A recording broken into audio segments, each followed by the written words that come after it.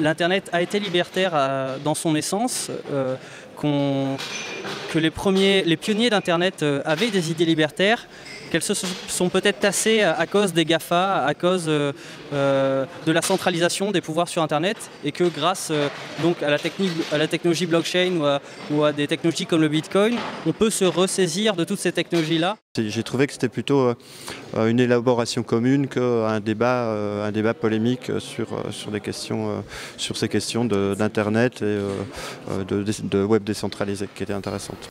Moi j'ai une certaine prudence parce que la question des nouvelles manières d'entreprendre me semble vraiment intéressante s'il s'agit que ça ne se substitue pas à la question d'implication de l'acteur public.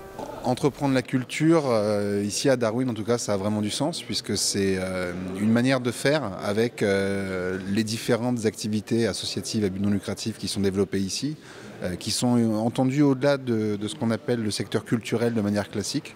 On pense que par exemple le do-it-yourself est une culture et qu'il faut aussi la soutenir. Je pense que l'entrepreneuriat social, par exemple, est quelque chose qui est en train de renouveler un peu le capitalisme, on va dire, la manière d'entreprendre. Et je pense que pour la culture, c'est un peu le même second souffle en fait qu'il faut trouver. C'est voir en quoi le capitalisme peut apporter des choses à la culture et peut-être le faire sortir de son modèle un petit peu, en tout cas en France, subventionné.